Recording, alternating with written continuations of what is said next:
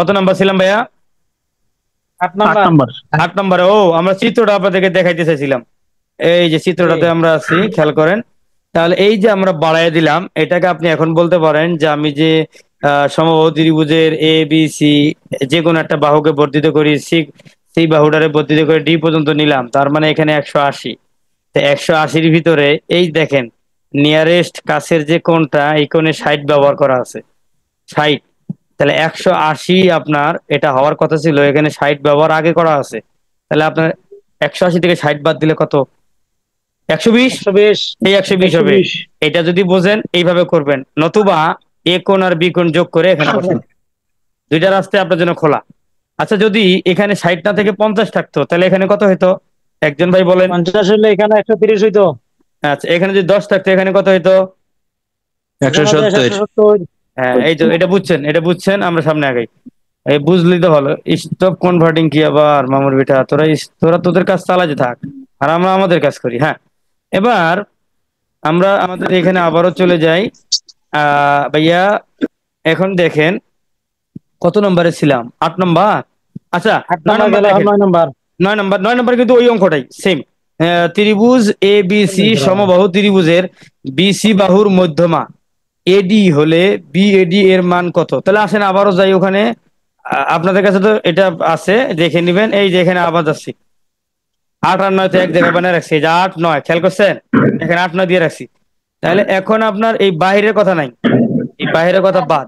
এই সমবাহু ত্রিভুজের যদি আপনি বিসি এই বাহুর উপরে মধ্যমা তৈরি করেন, এই বি থেকে এখানে একটা কাটা কম্পাস দিয়ে এখানে একটা করে এখান থেকে সেম লম্ব করে যদি এই শিরোকোণটাকে ছেদ করে দেন, এখানে ছিল 60। এখন এই ভাগ করে দেওয়ার কারণে ভাই 1/30 আর 1/30 কত ভাই? 30। এটাই অঙ্ক, এটাই চাইছে অঙ্কতে, এই কথাই বলছে। প্রমাণ নেন। 9 নম্বর অঙ্ক কি বলছে? এবিসি সমবাহু ত্রিভুজে বিসি বাহুর মধ্যমা, এই যে বিসি বাহু নিচেরটা, এর মধ্যমা উপর দিকে চলে গেল এডি। তাহলে এই এডি হলে বিএডি এর মান কত? এখানে তো আমাদেরকে আরেকবার বুঝাই দেওয়া লাগবে। তাহলে তাহলে আরেকবার বুঝাই দিই। তাহলে এই যে বি এ, এই জায়গায় আমার ডি লিখলে বেস্ট হতো, আমি লিখতে পারি নাই ভাই, মাফ করে দিবেন। এই জায়গায় ডি লিখবেন, এই মাঝখানটা ডি লিখবেন। তাহলে বি 30 এ ডিগ্রি হবে। ডি, তাহলে বি এ ডি কত হবে? 30। 30 ডিগ্রি। 30 ডিগ্রি হবে। এই মাঝখানটা জানতে চাইছে। আচ্ছা, এরপর আসেন 9 নম্বরে কি বলছে। 9 নম্বর তো আমরা পড়লাম। 10 নম্বর, ত্রিভুজ এবিসি একটি সমবাহু ত্রিভুজ। তাহলে সমবাহু মানে 3টা বাহু সমান। এখন ভাই এই যে এই জায়গায় আছে দেখেন, এহার ওই এটা আমার রেজাল্ট ভাই একটু মানে যখন কিবোর্ড চেঞ্জ করছে, একটা কিবোর্ড থেকে আরেক কিবোর্ডে গেছে, তখন ওই হয়ে গেছে। এটা ছিল এ বি আর এটা ছিল এসি। আপনারা কলম দিয়ে লিখে নেন এ বি এসি। তাহলে ত্রিভুজ এবিসি একটি সমবাহু ত্রিভুজ, ওহার এ বি ও এসি বাহু বর্ধিত করলে উৎপন্ন কোণদ্বয়ের সমষ্টি কত?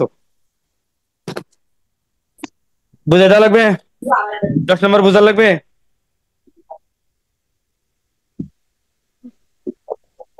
ভাই 10 নম্বর বুঝার লাগবে না, কিছু কর না করে। 10 নম্বর তো বুঝার লাগবে, করছেন না তো। শোনেন, একটা সোজা হিসাব, সমবাহু ত্রিভুজের যদি একটা বাহু বর্ধিত করেন, ওই যে একটু আগে দেখাইছিলাম 120 হয়। সমবাহু ত্রিভুজ প্রত্যেকটা সাইডের সাইড কিন্তু আছে, যে কোণটা বাড়াবেন সেটা 120। তাহলে আপনি যদি এ কোণ বাড়ান বাইরে 120, বি কোণ বাড়ান বাইরে 120, সি কোণ বাড়ান বাইরে 120। তাহলে আপনার প্রশ্ন বলছে দুইটা বাহু যদি বাড়ান, তাহলে 120 আর 120 কত? 240। যদি 3টা বাড়ান 300, 420। হায়, 3টে বাড়লে 420, 360। 3 120 এ 360। তাহলে মানে এই যে এখানে এটা আবারও বুঝেন আপনার। আচ্ছা, এটা বুঝার আগে এটাই বুঝেন। যেমন আপনার এখানে 8 নম্বর অঙ্কটা করতে গিয়ে যখন আপনি একটা বাড়াইছিলেন, একটা বহিষ্ঠ করছিলেন, এখানে কতই ছিল? 120।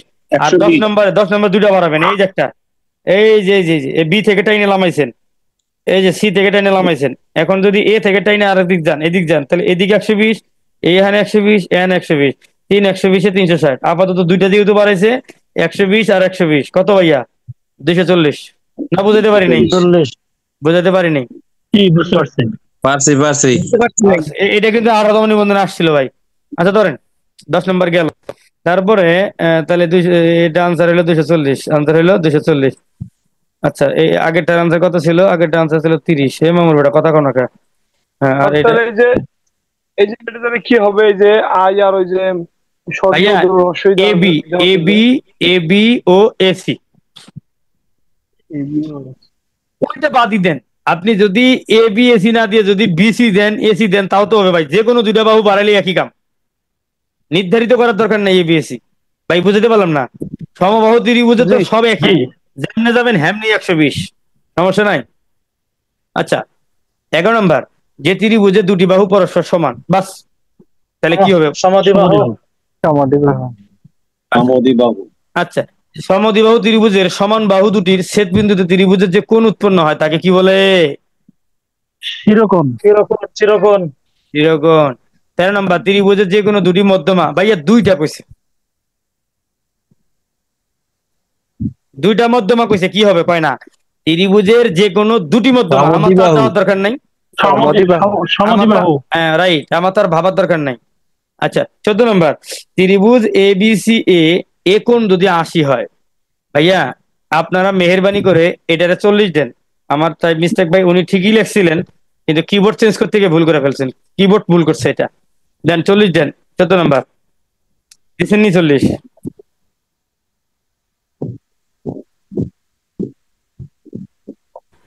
ভাই দিছেন? দিছেন? তাহলে এটা যদি 40 হয়, আমি আমার সাথে কথা বলেন। ত্রিভুজ এ বি সি এ, অর্থাৎ একটা ত্রিভুজ দিছে এ বি সি, উপরেরটা এ, ওইটা যদি 40 হয়, বি কোণ যদি 70 হয়, তাহলে এটা কোন ত্রিভুজ? তাহলে সি কোণ কত সেটা আগে কোন তো? চিরকোণ হবে 70। 70 হবে।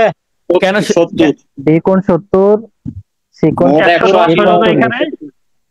মোট 70, 70, 140, 48, 180।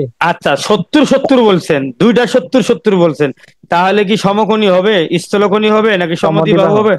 সমদ্বিবাহু। সমাধিবাহু। মঞ্জুর ভাই বুঝছেন কথাটা?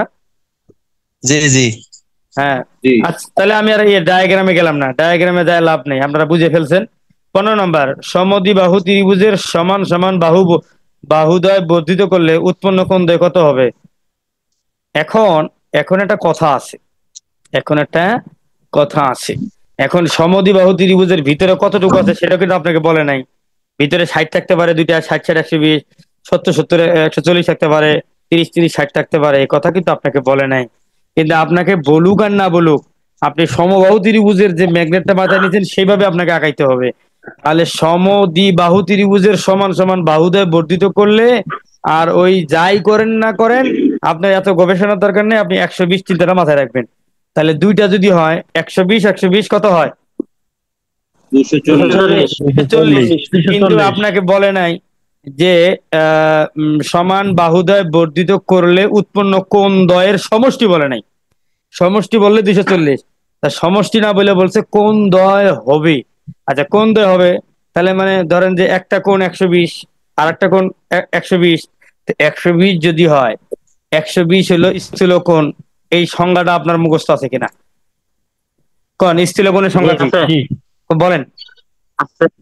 এক সমকোণ থেকে বড়, দুই সমকোণ থেকে ছোট। মাশাআল্লাহ, তাহলে আমার 120 হয়েছে। এখন আপনি যদি এই প্রশ্নটা বুঝতে ভুল করেন, ভুল করে যদি দুই 120 লাগান, 240 ধরেন, তাহলে প্রবৃদ্ধ কোণ হবে। তাহলে আপনার আনসার কিন্তু প্রবৃদ্ধ কোণ হয়ে যাবে, তখন কিন্তু আপনি পারবেন না বা ভেজালে পড়ে যাবেন। এটা যদিও বলছে কোণ দ্বয় হবে, তার মানে 120, ওই 120 আসলে কোনটা? স্থল কোণ। এটা বুঝাতে পারিনি মনে হয়। দেখি 15 নম্বর করা আছে কিনা। এই দেখেন 15 নম্বর কি বলছে, এই 14 নম্বর এখানে করা আছে। এগুলো যদি না বুঝেন আরো আলোচনা করা যাবে ভাই, সবকিছু লেখা আছে আমার। এই যে 15 নম্বরটা দেখেন, কারণ কামড় একটু পানি খাওয়া।